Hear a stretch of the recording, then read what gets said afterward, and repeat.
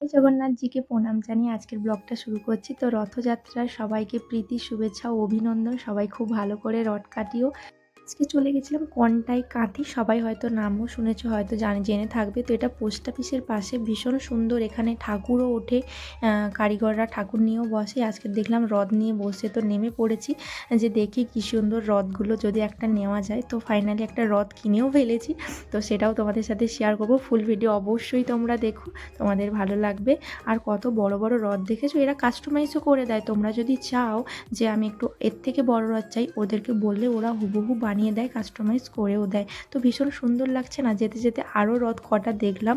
তো আজকে দিনটা ভীষণ ভালো লাগলো যে এত সুন্দর সুন্দর কাজ দেখার পর আর কার না মন আকুলি বিকুলি করে বলো। এই দেখো ফাইনালি আমরা এই রথটা কিনেছি, তো টোটোতে করে নিয়েই যাচ্ছিলাম। কিনেই তো ফেলেছি গাইস, কিন্তু নিয়ে যাওয়ার চাপটা আরও বেশি ভয় ছিল, যদি ভেঙে যায়। ওটা পুরোটাই তো শোলের।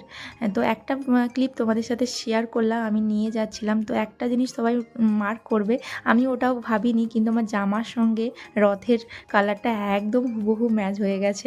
যাই চাইতে এরকম প্রত্যেকটা জিনিস আমার সাথে হয়েই যায়। তো এটাও হয়ে গেছিলো, ভীষণ ভালো লাগছিলো পরে যখন আমি দেখছিলাম। তো সবাই কিন্তু জানিয়ে দিও আমার রথটা তোমাদের কেমন লাগলো। তো বন্ধুদের সবাইকে টাটা।